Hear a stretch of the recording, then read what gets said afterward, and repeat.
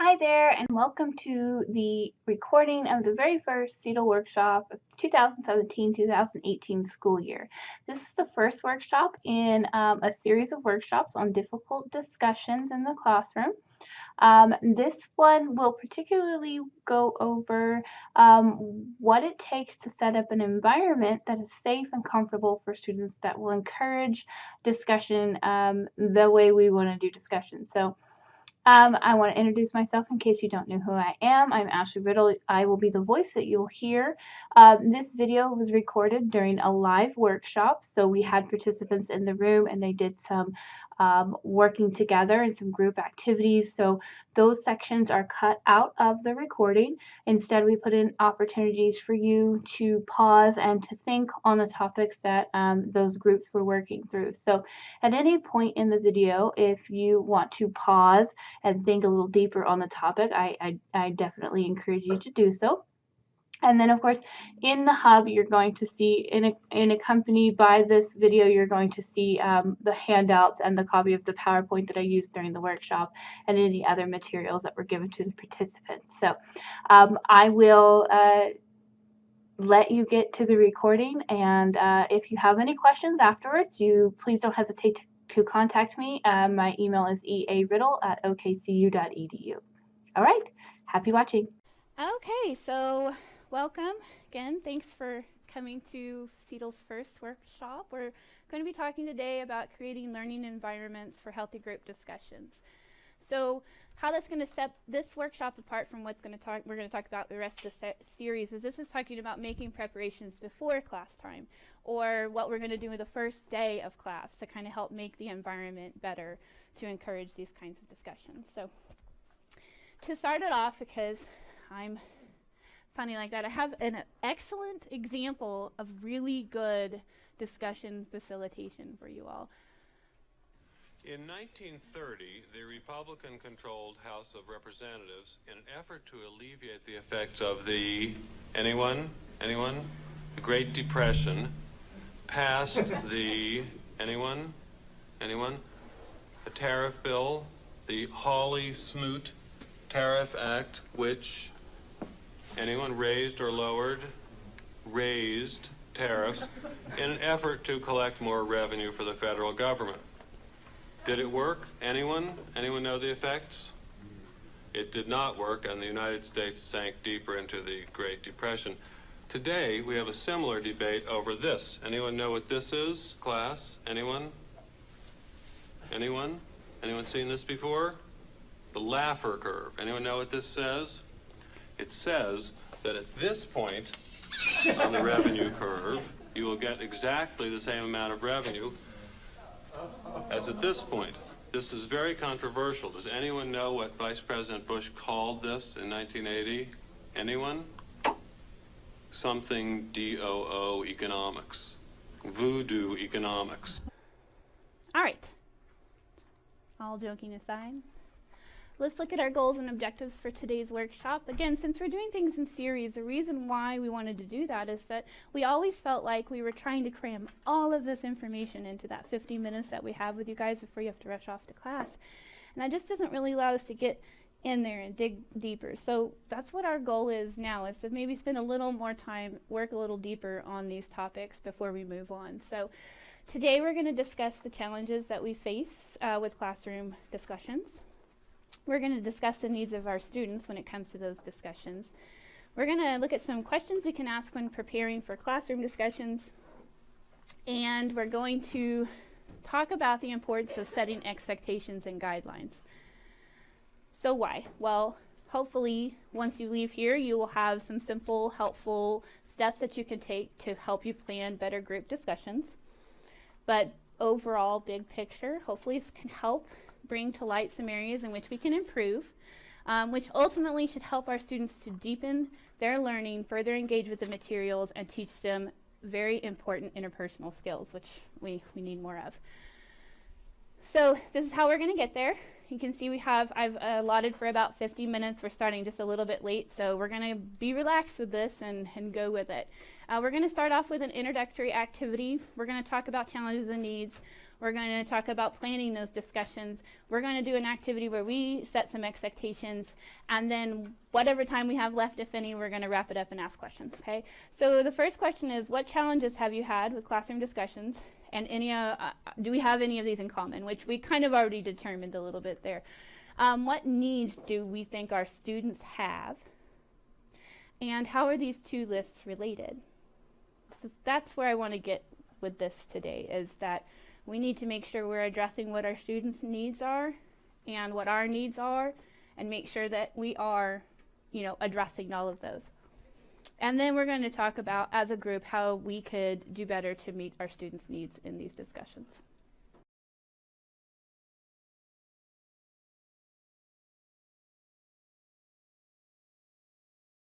So here's what I put together from my research.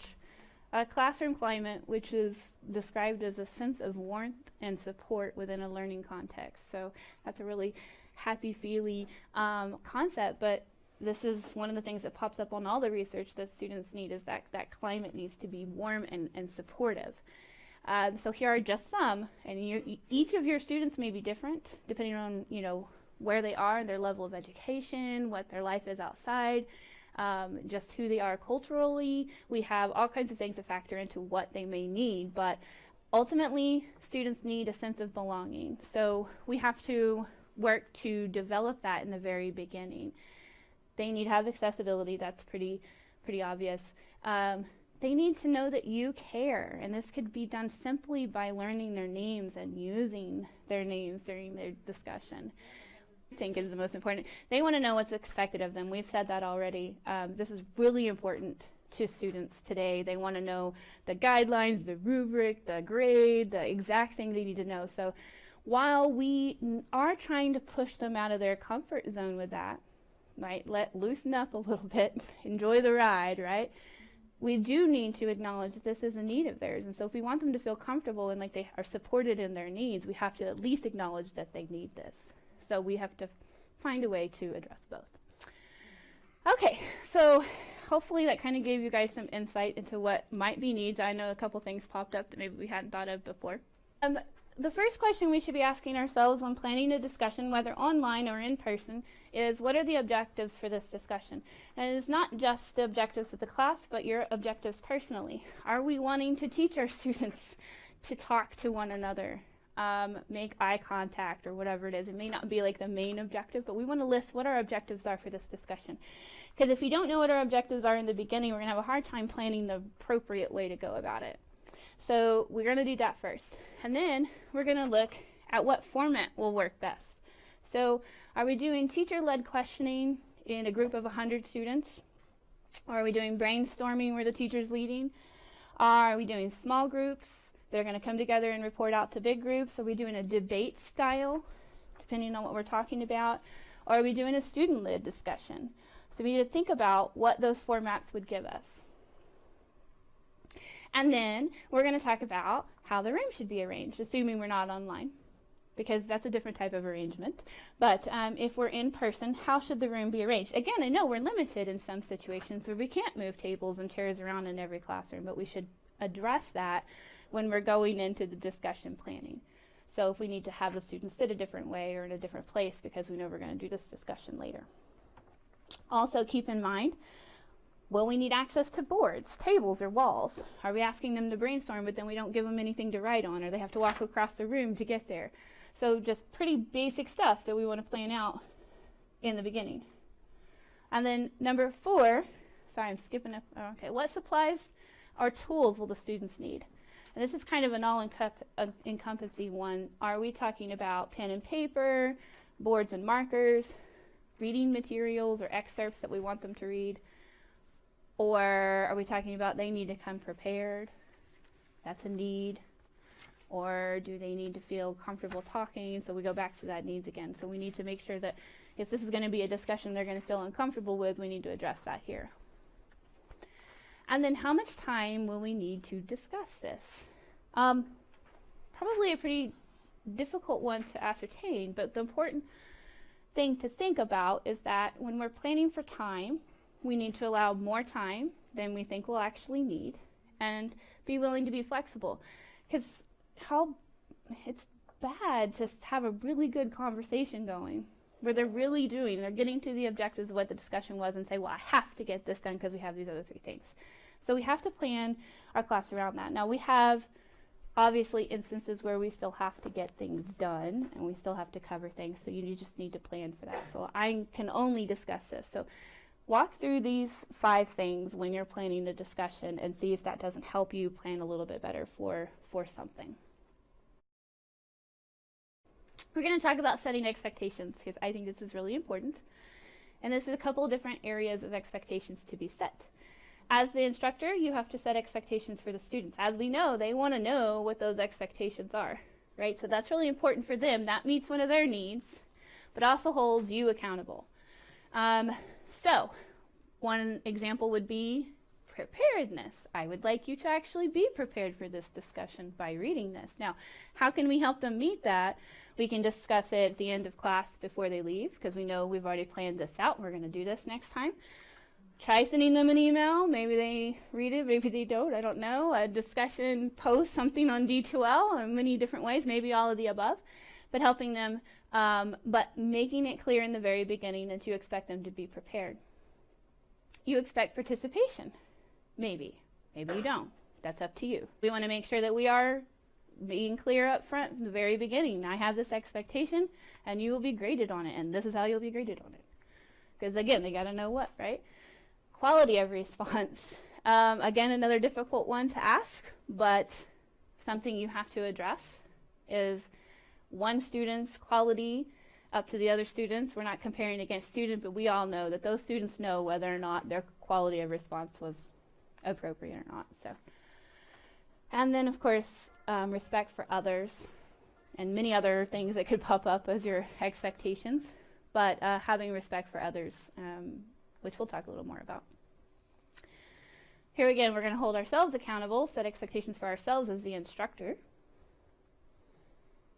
Try, unless we have a class of 100, learn the students' names and refer to them during discussion. Everyone, we're going to let everyone have the opportunity to speak, which we've talked about. So how do we do that? When we talk about that, I will not interrupt my students. I am really bad about that. Filling in the gaps or thinking about how much we have to get going, not interrupting them. And now that doesn't mean we don't stop the monopolizer, but it does mean we don't get in the habit of interrupting. And of course, no student treated disrespectfully. I would hope that as instructors we're not treating our students disrespectfully, but also making sure we're not allowing other students to treat them disrespectfully. Communicating our goals for the discussion with the students. So this addresses what they don't think is relevant to them. If you haven't told them why you're doing it, there's 2 things there. It might be you don't know why you're doing it, and then you probably need to look at why you're asking them to do it, or they just don't know why. And that could address that really easily just by saying at the very beginning of the discussion, I'm doing this because I'd like for us to reach this objective. And you might find that that need kind of goes away. And then, of course, we're going to set the expectations that we're going to take time to plan the discussion. Whether that's 5 minutes, the day before, or get them all planned out at the beginning of the semester, whatever it is for you, taking that time and planning it. Because we're asking our students to prepare, we should be doing the same. Okay, so here's my favorite, though. This is what I think can solve a lot of the problems in a classroom with these discussions and making them feel safe, is having them set the expectations themselves. So we could call it a social contract or, a guideline, but having the students come together as a group and agree upon a list of expectations for themselves as the class. So I'm going to have us do that. And I'm going to do it 2 ways. I'm going to have one half of the room work on 5 expectations for the class as if you were students. So if I was a student, what would I want my expectations to be? And the other side is going to make a list of expectations for the instructor as students. So if you were a student, what would you want the instructor to do? So I want each side to come up with 5. And we don't have to get all together in one group for the sake of time. Just come up with a couple and we'll put a list together. This is one of the things that's on the list, that they should show respect for others by learning their names, so they don't just expect the teachers to do it. Respect the speaker even when you don't agree with what they say, which is really important to creating that safe environment. Listen carefully and don't interrupt. Try not to generalize. This is something that comes with practice. Keep an open mind. Do not monopolize the conversation. I can't believe we didn't put that on there as much as we said that. Okay. So that is definitely something that students are commonly put on their list when they're asked to do this. So these are things that the students write out. Support your arguments with evidence. Allow others and yourself to revise and clarify ideas and positions in response to new information. Now this one I found really interesting, and I think it was really important to me to feel safe in a room, was that if I had an opinion, I needed to feel like I could change it after listening to other people speak. And a lot of times we don't feel that we can do that. We have to stand by what we said when we first opened our mouths, even if we realized, 10 minutes ago we were totally wrong. So this is something that pops up on their list. Try not to make assumptions, and come prepared to discuss the material. So read the material. So those are all things. Oh, and then we'll talk about the expectations for the instructor, but they do oftentimes have expectations of the instructor. So I don't know if you are surprised to know that these are the common things that are written by the students when they're put into groups to do this. So you might be really surprised if you have your students do it, what they come up with. Might not even have to guide them in that way. And they're more likely to follow these rules or guidelines if they set them themselves. Okay, so before we move on, what I challenge you to do. Again, this is the first in a series of discussions we're going to have about discussion. So we're going to talk in more depth about how to fix all of these things if we need to fix them. But start by doing this. This is very early in the semester, so if we haven't done this yet, we can go back to our students and start this and say, hey, I want to do this because I want you to feel safe and encouraged to communicate with each other in class. Let's do this. So have them get together, spend some time coming up with a list. Tell them they have to come up with an agreed upon number of expectations, and then you guys will agree on it in class. You might have some things come to light that you hadn't thought about. Some ways you could very easily meet their needs to make it easier or safer for them to speak in class. And then, if you're willing, ask them to set some expectations for you as well. Because if we're not willing to at least ask them, we might be missing something really kind of blaring, right?